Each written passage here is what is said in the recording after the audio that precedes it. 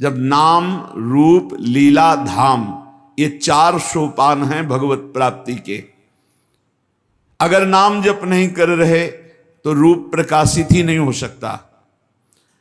भगवत लीला जहां भगवान प्रकट होकर लीला किए हैं, लीला कर रहे हैं, लीला करते रहेंगे, ऐसे नित्य धाम ब्रज 84 कोष वृंदावन आदि की यात्रा नहीं की, यहां आकर कुछ दिन बसे नहीं, तो तुम्हारे हृदय में श्री कृष्ण प्रेम, भगवत प्रेम कैसे स्फुरित होगा।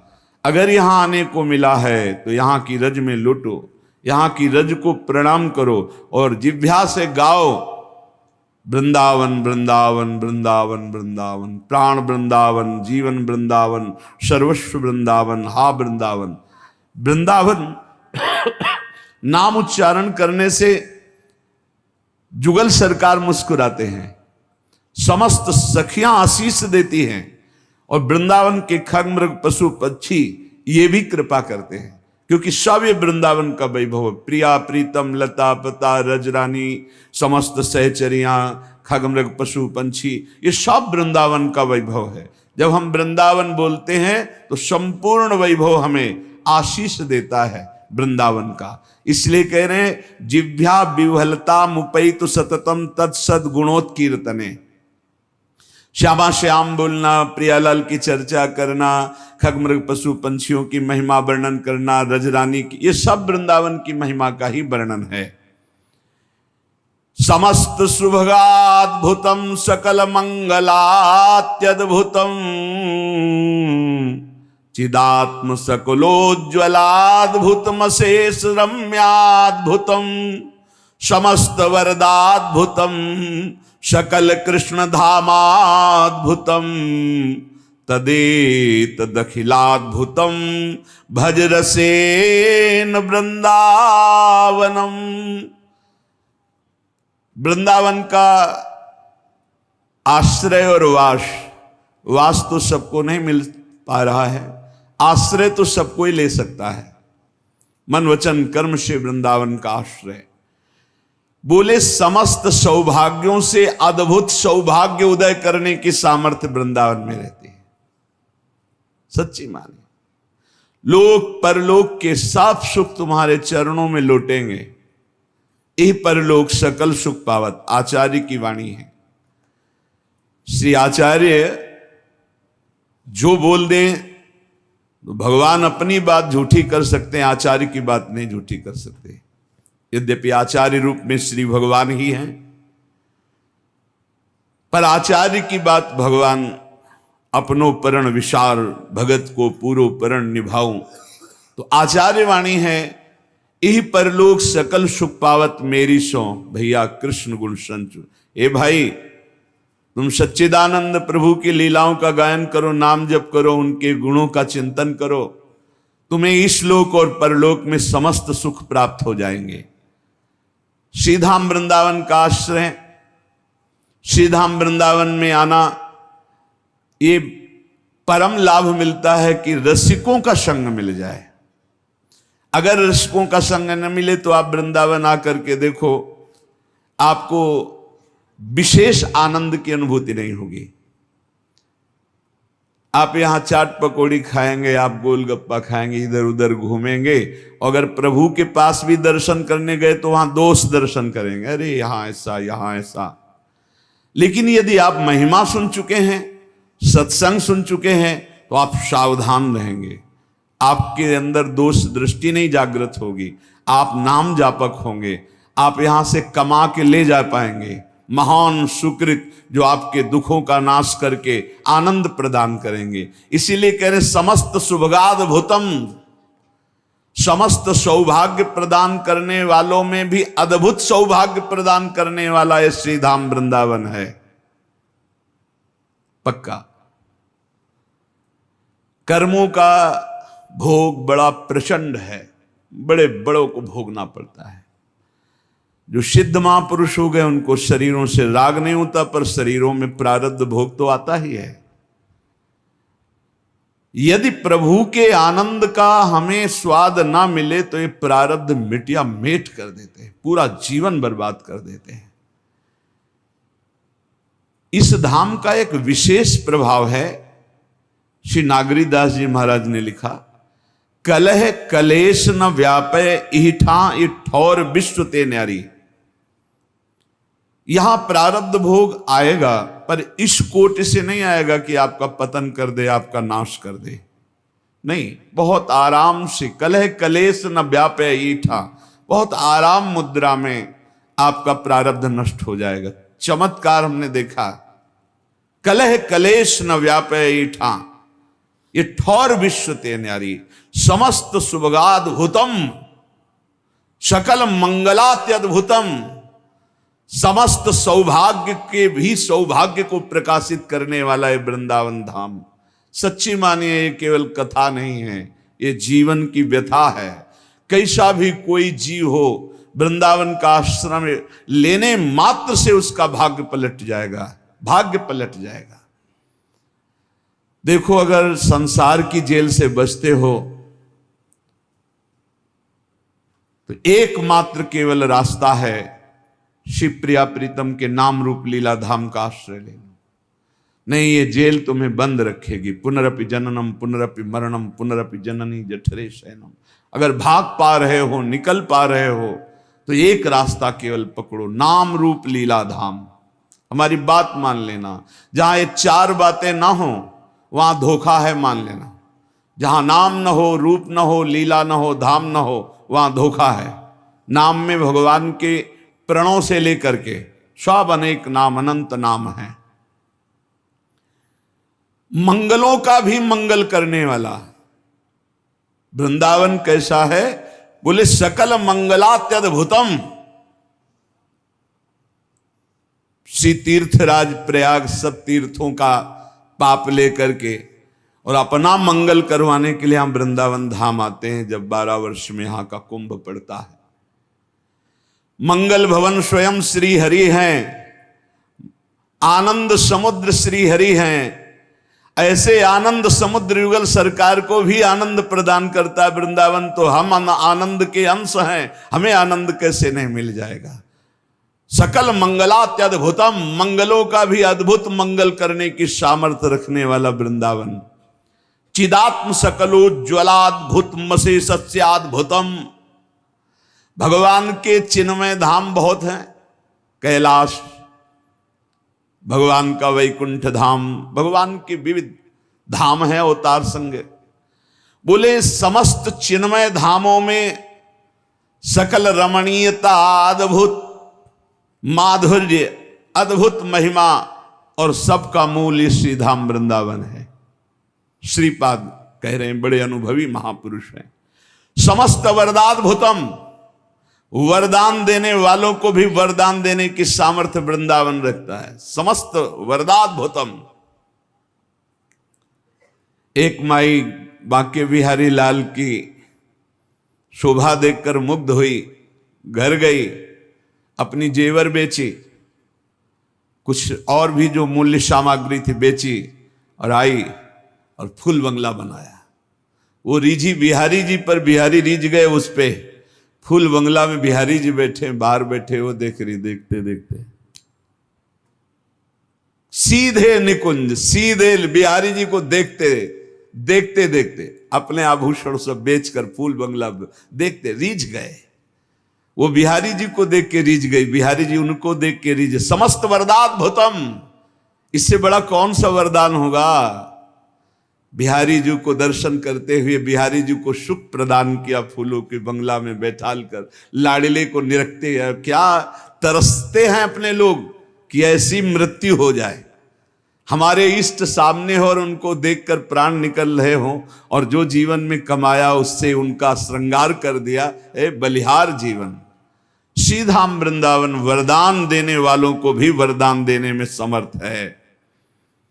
समस्त वरदाद्भुतम। यहां किसी का साप लागू नहीं होता, यहां किसी का किसी भी तरह से मारण टुटका, यहां जो वास करते हैं ना, उनके ऊपर लागू नहीं हो सकता। चाहे जितना बड़ा बलवान हो, मंत्रवेत्ता हो, तांत्रिक हो, उसका प्रभाव नहीं पड़ सकता, क्योंकि यहां जिनके चरण चिन्ह बने हुए हैं उनके चरणों में एक अद्भुत सामर्थ्य विराजमान है। वैसे तो अनंत शक्तियां हैं, पर वरदान देने वालों को भी वरदान देने की सामर्थ्य क्यों है वृंदावन में? क्योंकि प्रियाजू के चरण चिन्हों से चिन्हित ये भूमि है। और प्रियाजू के चरण चिन्हों में जो एक बार अपने आप को समर्पित कर चुका है, शाप ताप रोग शोक दारुण दुखारी, ये लाल इष्ट दुष्ट दलन कुंज भवनचारी प्यारी जू के चरणारविंद है। जो धामवासी है वो कोई बाहरी उसको शाप देना चाहे लागू ही नहीं होगा। ताप दैहिक दैविक भौतिक, कोई भूल चूक से पाप बन जाए धाम में लागू ही नहीं होगा उसके ऊपर। रोग शोक दारुण दुख हो ही नहीं सकता। जिसने श्रीधाम वृंदावन का आश्रय अखंडवास स्वीकार कर लिया, नहीं हो सकता। बहुत ऐसे उदाहरण हमने देखे, बहुत उदाहरण कि बड़ी बुरी दशा शरीर की और बड़ी उच्च कोटि की दशा को प्राप्त हुए शरीर छूटते ही, बहुत उच्च कोटि की दशा को। ये आंखों देखी घटनाएं हम बता रहे हैं आपको। विश्वास कीजिए, श्रीधाम वृंदावन का चमत्कार देखा। वो जब आते थे बहुत भागवतिक प्रश्न करते थे, बड़े स्वस्थ शरीर के थे।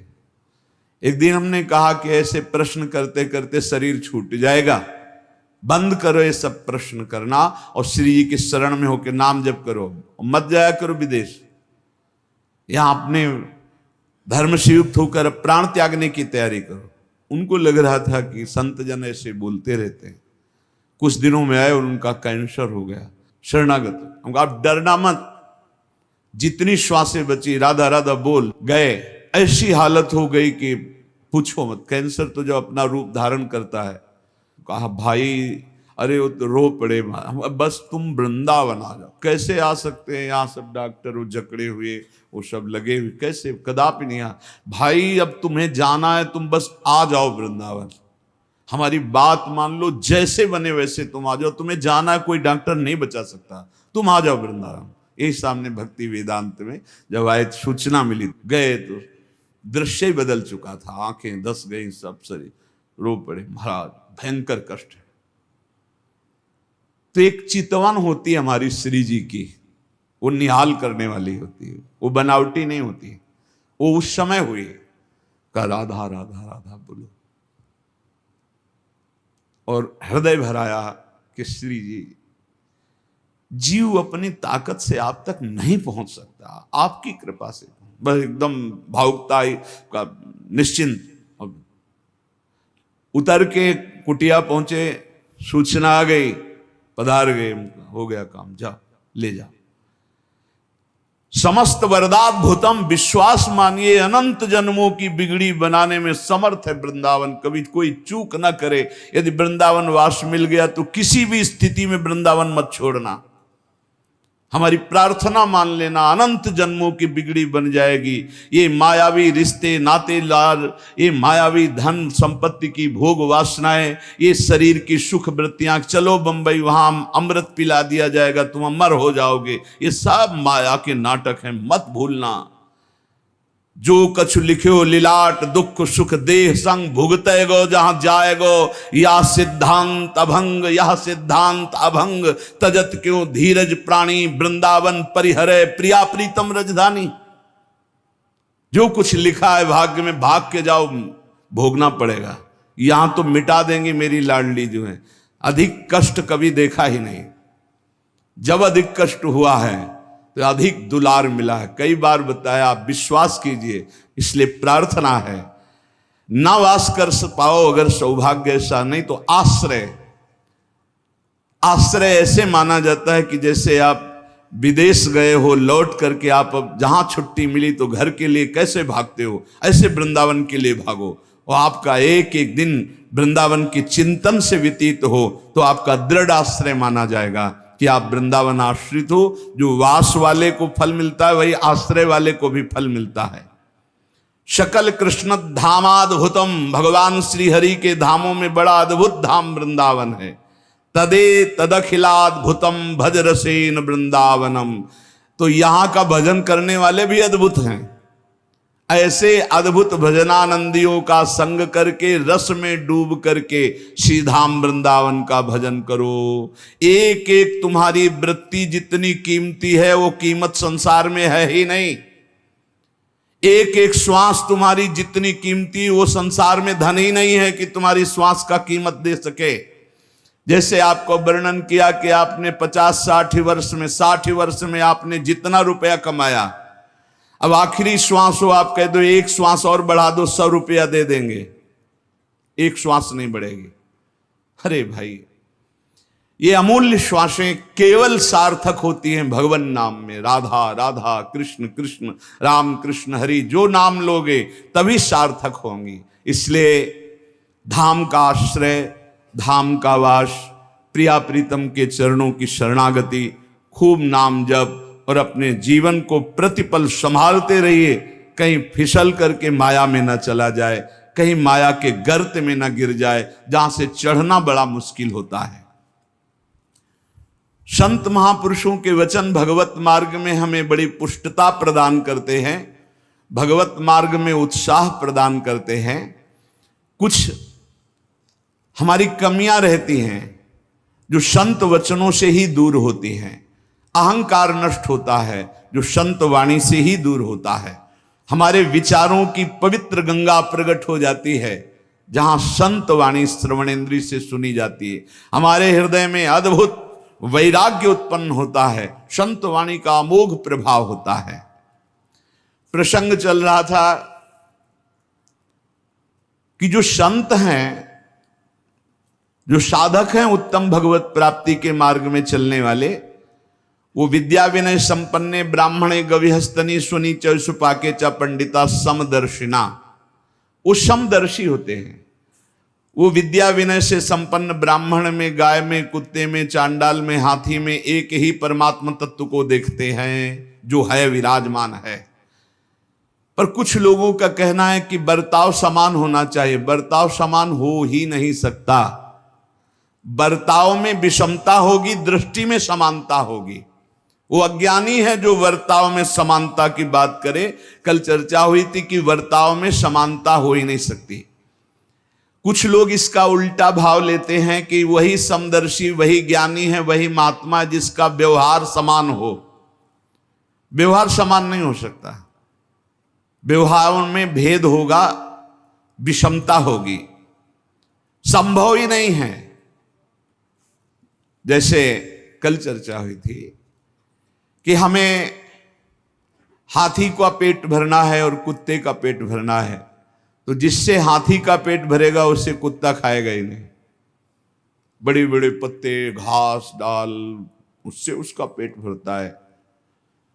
और कुत्ते को रोटी दे दो, उससे पेट भर जाएगा। दृष्टि में दोनों समान है, लेकिन आहार का भेद है और व्यवहार का भेद है। हाथी की बड़े बड़े राजा लोग बड़े बड़े सवारी करते हैं लोग, पर कुत्ते की सवारी तो केवल भैरव बाबा ही करते हैं, दूसरे के सामर्थ्य नहीं। भैरव जी का वाहन। गाय का एक ही लाइन में रखा गया है, विद्या विनय संपन्ने ब्राह्मणे गवि हस्तनी। गाय, इनमें भगवत दर्शन कर रहे हैं। सुनी सोपाके च पंडिता समदर्शिना। चांडाल में, कुत्ते में, हाथी में, सब में भगवान का भाव करना, लेकिन व्यवहार नहीं हो सकता। व्यवहार में विषमता रहेगी। व्यवहार में जो क्षमता करता है या तो पागल है और या उसको ज्ञान नहीं है। व्यवहार में विषमता बनी रहेगी। जैसे हम एक ही खाद्य से सबको पुष्ट नहीं कर सकते, सबका अलग अलग खाद्य है, विलक्षण है। व्यवहार में विलक्षणता रहेगी, व्यवहार में विषमता रहेगी। जैसे हमारे अपने संपूर्ण देह है, पर अलग अलग विषमता है। आंख देखने का काम करती है, कान सुनने का काम करती, जबान बोलने का काम करती, रसेंद्रिय स्वाद का काम करती। व्यवहार में भिन्नता है। ऐसा नहीं कि व्यवहार में समानता। अपने ही शरीर में हम नहीं कर सकते। नीचे के अंगों को छूने के बाद हाथ धोते हैं, ऊपर के अंग छूने पर कोई बात नहीं होती। तो विषमता क्योंकि शरीर तो तुम्हारा ही है ना, फिर व्यवहार में विषमता क्यों? बोले नहीं, जो व्यवहार में विषमता है वो होनी ही चाहिए, अगर नहीं होगी तो या तो वो मूर्ख है या उसके ज्ञान नहीं है, उसे शास्त्रीय ज्ञान नहीं है। तो यहां कह रहे हैं जो संत ऐसे होते हैं उनके व्यवहार की विषमता को देखकर कहीं ये ना समझ लिया जाए कि इनको ज्ञान नहीं, क्योंकि ज्ञानी वही है जो सम है।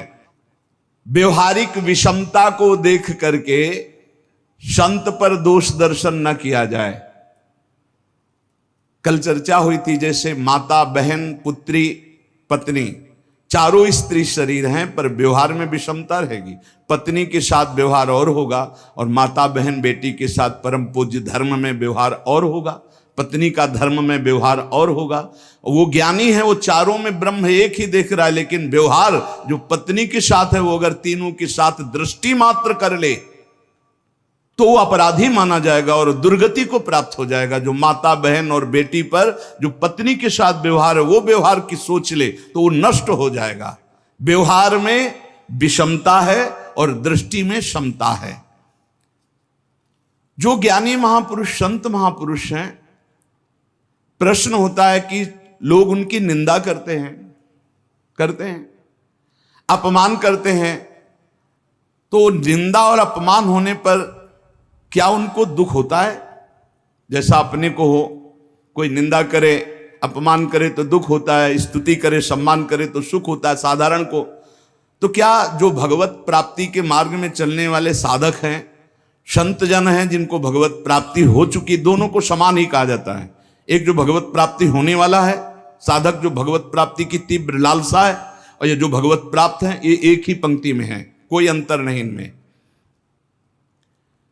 संतों की निंदा या अपमान जब होता है उनको दुख होता है कि नहीं? अगर दुख नहीं होता तो क्या खुशी होती है? कैसी स्थिति होती जब संत की निंदा होती और अपमान होता है? पहले तो समता की बात का कि संत के आचरण में विषमता दिखाई देगी, उसकी दृष्टि में समता होती है, जैसे उदाहरणों में बताया गया।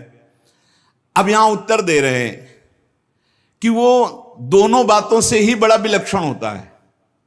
जब कोई निंदा अपमान करता है तो साधारण मनुष्य को दुख होता है। तो आपने पूछा क्या उनको दुख होता है? बोले नहीं। तो क्या उन्हें सुख होता है? बोले नहीं। एक विलक्षण स्थिति होती जो दुख सुख से परे है। अब लोगों की स्थिति केवल दुख और सुख में होती है और संत की स्थिति दुख और सुख से परे होती है। सुख दुखे समय कृत्वा, न हर्ष है न शोक है। जहां मान, अपमान, निंदा, स्तुति में किंचन मात्र न हर्ष न शोक, वो संत है। न शोक हुआ न हर्ष हुआ। तो क्या संत की कोई निंदा करे, अपमान करे तो वो लोग प्रतिकार नहीं करते? दोनों बातें हो सकती हैं। अपमान, निंदा होने पर वो शांत सम भी रह सकते हैं और भारी प्रतिकार भी कर सकते हैं। भारी प्रतिकार करने पर भी उनके हृदय में न राग है न द्वेष है। दोनों बातें हैं। वो प्रतिकार भी कर सकते हैं, जगत मंगल के लिए करना पड़ेगा। जैसे कबीरदास जी ने भीड़ ना जमा हो इसलिए काशी की एक वैश्या को लेकर पूरी नगरी में घूम गए। अब लोगों की श्रद्धा तो ऐसे ही है, कोई विशेष निष्ठावान होते हैं, नहीं तो सद्गुण और वाहवाही को देखकर भीड़ इकट्ठा होती है। सद्गुण और वाहवाही, जरा सा दुर्गुण दुराचार का प्रचार हो जाए, जरा सा झूठी, भीड़ हटने लगेगी। वो तो फिर लीला करके ऐसे, वैश्या ने जे देखा कबीर शाह आए तो प्रणाम किया, कहा भगवान मेरी गली में आना आपकी निंदा का कारण हो जाएगा। तो उनका बेटा कुछ ऐसा ही मैं करवाना चाहता हूं कि हमारी निंदा हो, क्योंकि बहुत भीड़ आती है, भजन में विघ्न पड़ता है। बोले प्रभु जैसी आज्ञा। तो गंगा जल की बोतल हाथ में लेके अब तो पूरी काशी नगरी में हाहाकार मच गया। कोई कहता पहले से कहते थे ऐसे ही है, कोई कहता नहीं नहीं ये इनकी लीला है, बिल्कुल नहीं मान सकते, कुछ भी करे ये साक्षात भगवत प्राप्त महापुरुष हैं। बड़ी अलग अलग भावनाएं। कुछ ऐसे चुटके जो निष्ठावान थे वो जाकर दंडवत करते, बका भीड़ तो खत्म हो गई। राजा को अश्रद्धा हो गई। काशी नरेश को कि ऐसा कैसे भाई, अगर लीला भी करनी तो ऐसी लीला जिससे हजारों की श्रद्धा का नाश हो जाए। बहुत कबीरदास जी वहां गए तो उतर के साष्टांग दंडवत करता, श्रद्धा ही खत्म हो गई तो साष्टांग दंड, तो जल लिया और शांत शांत शांत। उनका अब क्या लीला कर रहे हो, अब क्या शांत शांत? बोले जगन्नाथपुरी में उनके पार्षद के वस्त्र में आग लग गई, तो आग लग रही थी, उसको शांत किया है। यहां से जगन्नाथपुरी की आग शांत कर रहे, तुरंत घोड़े दौड़ाए। कुछ समय बाद सूचना आई कि हाँ कबीरदास जी यहाँ थे, उन्होंने ही आग बुझाई। तो उनको लगा रहे तो सिद्ध चमत्कारी पुरुष। तो कभी कभी अपनी निंदा और अपनी प्रतिष्ठा का जो नाश करने वाले व्यवहार हैं, वो दूसरों के कल्याण के लिए उनका प्रतिकार भी किया जाता है। जरूर ऐसा होता है, जीवन में ऐसा होता है, जो भगवत मार्ग में चलने वाले होते, ऐसा कुछ को सह लिया जाता है और कुछ का प्रतिकार किया जाता है। कभी कभी संत महापुरुषों को अपनी निंदा और अपमान करने वालों का भारी प्रतिकार करना पड़ता है, उनको उतरना पड़ता है। क्यों? क्योंकि हजारों की श्रद्धा का विषय होता है, हजारों की श्रद्धा का नाश उसमें हो जाता है। संसारिक पुरुषों को ऐसा लगता है ऐसा कैसे हो सकता है, तो तुम प्रभु को नहीं जानते, इसलिए तुम्हारे हृदय में ऐसा। एक दिन चर्चा में सुनाया था कि अगर पत्थर में कमल खिल गए हैं ऐसा कोई कह दे और वो नाम जापक है, तो मान लेना ऐसा हो सकता है। पत्थर में कमल खिल गए क्योंकि भगवान का भक्त है, वो नाम जापक। कर तुम अकर तुम अन्यथा कर तुम, सर्व समर्था सा ईश्वरा। उन्हीं भगवान के प्रताप से सब हो रहा है, उन्हीं के भगवान के, तभी उसी प्रताप को तो तुम देखो, उसी प्रताप को देखो। तो क्या वो मान प्रतिष्ठा की प्राप्ति स्वीकार करते हैं संत जन, या मान प्रतिष्ठा को विरोध कर देते हैं? तो कहते देश काल और परिस्थिति को देखकर दोनों कर सकते हैं। वो मान प्रतिष्ठा का धज्जियां भी उड़ा सकते हैं और बड़े आदर से मान प्रतिष्ठा स्वीकार भी कर सकते हैं।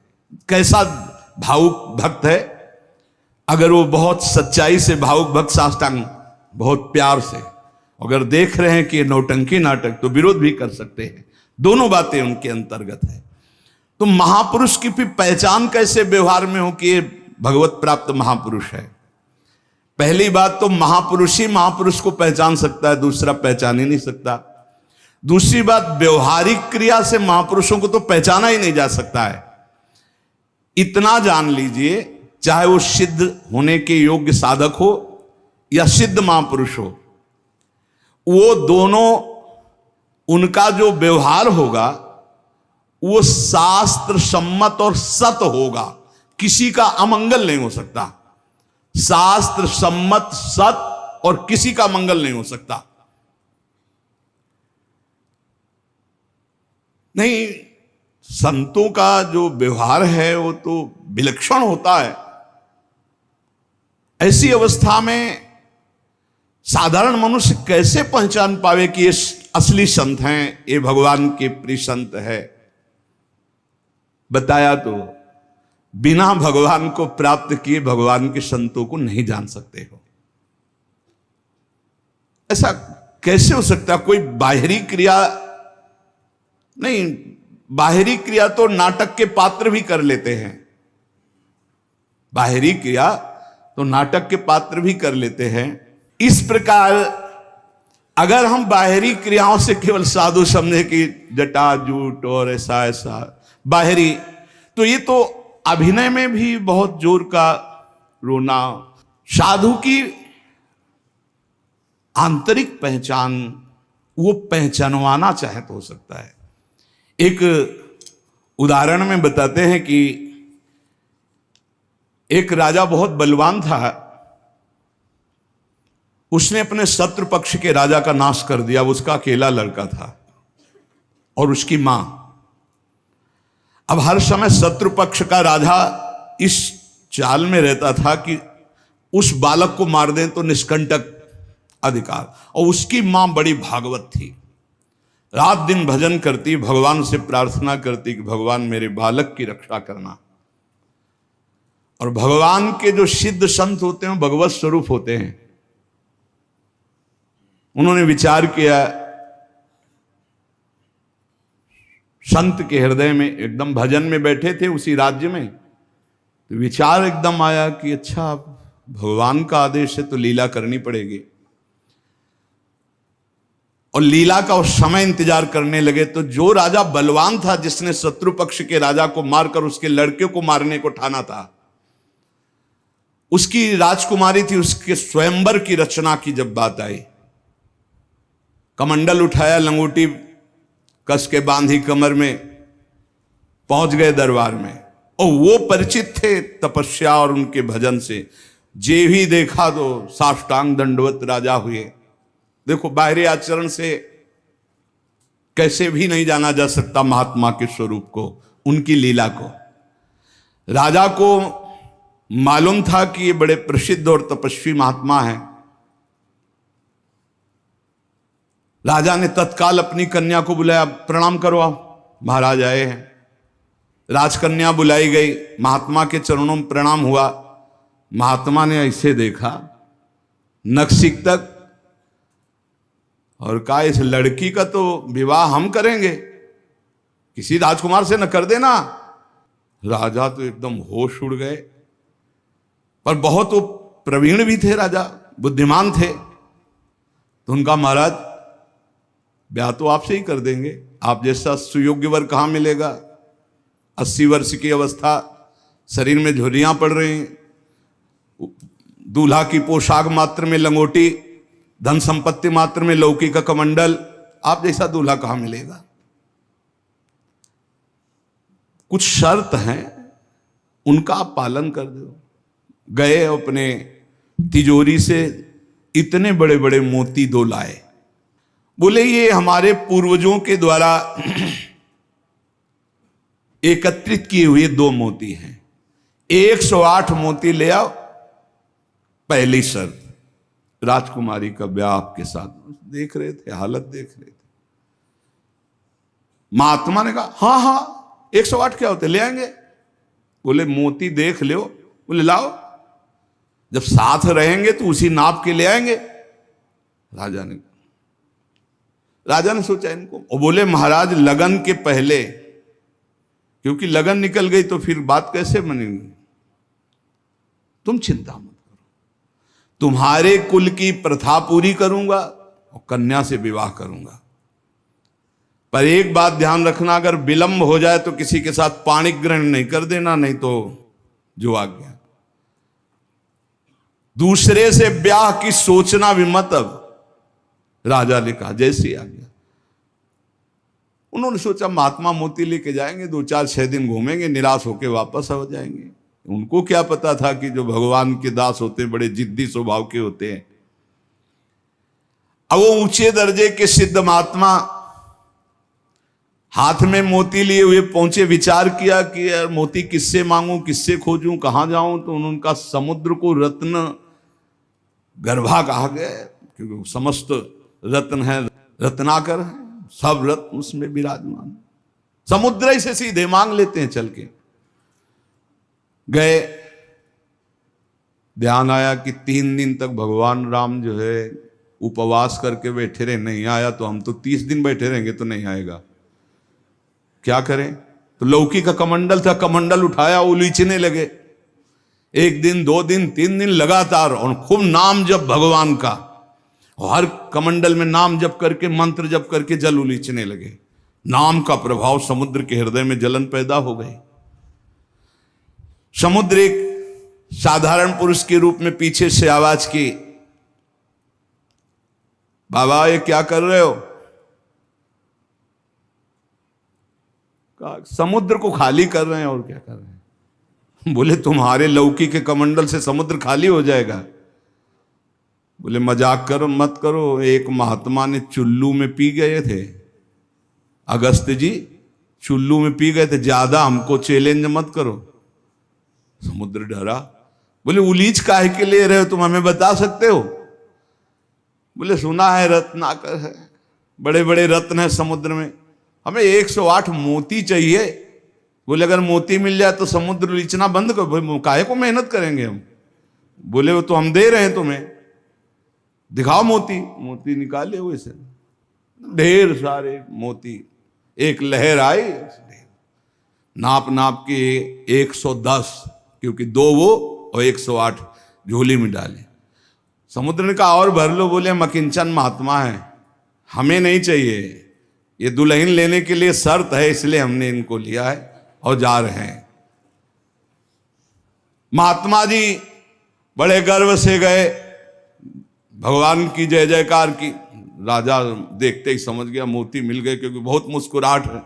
गणित लगाई, लड़की को कैसे बचाऊं। बोले हाँ महाराज। बोले ये ले 110, 2 ही तुम्हारा, 108 है।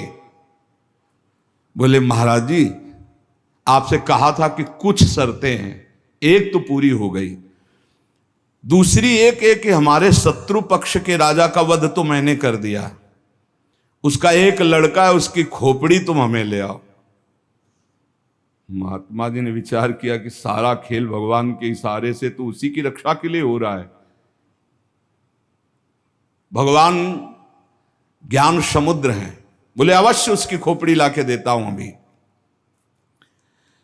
उसका जो कुमार है उसको हर समय मंदिर में बैठाल करके खूब कीर्तन भजन करवाती उसकी मां, क्योंकि उसको पता था भगवान ही समस्त मंगलों का विधान करने वाले हैं। अब महात्मा जी उसके राज्य में गए। जे ही राजमाता ने देखा दरबार में संत आए, प्रणाम किया, महल में ले गई, बढ़िया उनको भोग पवाया और कहा प्रभु आज्ञा कीजिए, कैसे आगमन हुआ, स्वाभाविक दर्शन या कोई आदेश पालन? आदेश पालन नहीं, तुम्हारे लड़के की खोपड़ी ले जानी, तुम्हारे जो दुश्मन राजा है उसने मंगाया है। सहम गई। तो उनका महाराज मैं तो मां हूं, मैं तो काट नहीं सकती, आप साधु हो, आप काट के ले जाओ। ये लड़का मैंने आपको दिया। कहा जब दिया तो काट के ले जाने की क्या जरूरत है, पूरा ले जाएंगे हम, काट के ले जाने की जरूरत क्या है? बोले महाराज पूरा राज्यभार आगामी राजा यही है, और आज तक मैंने भगवान की आराधना की अपने पुत्र की रक्षा के लिए। संत और भगवान में मैं कभी भेद नहीं देखती, इसलिए आपकी वस्तु आपको समर्पित है, चाहे वहां मार देना, मरवा डालना या जैसी आपकी रुचि हो। इतनी बड़ी संत पर श्रद्धा। वो मुस्कुरा कर बोले जब हमें दे दिया तो तुम हमें उपदेश मत दो, मुझे क्या करना है पता है। महात्मा जी गए, बोले राजा तुम सर मांग रहे थे, हम पूरा लड़का ले आए, पर ध्यान रहे एक भी बाल बांका नहीं होगा, पहले भांवरे फिरेंगी, इसके बाद तुम्हें जो मनावे सो कर देना। राजा ने बहुत खुश हुई। बोले बंदी नहीं, बिल्कुल ऐसे ही राजकुमार की तरह बैठा लो, हमारा ब्याह हो जाएगा, हम दुल्हन लेके चले जाएंगे, फिर तुम्हारा जैसा मनावे वैसा करो। राजा राजी हो गया, सिंहासन पड़ा, राजकुमार की तरह बैठा, दुल्हन सजा। अब तो सब शर्त पूरी हो गई थी। वर पक्ष की जहां बैठक वहां बैठे महात्मा जी, वही जनाती वही बराती, उनके कौन कोई तो था ही नहीं। महात्मा जी विवाह मंडप के नीचे बैठे हैं, आचार्य आए, पूरा दूल्हा भेष सजाया गया महात्मा जी का, लंगोटी में, केवल लंगोटी कमंडल। संत की लीला। कन्या आई, महात्मा ने कहा रुको, एक बार देखा तुम्हारे योग्य नहीं हो, हे राजा ये तुम्हारी लड़की हमारे योग्य नहीं। तो महाराज आप ही बोले थे, अब मतलब अब बेइज्जती तो मत करो, बिल्कुल भांवरे पड़ने वाली।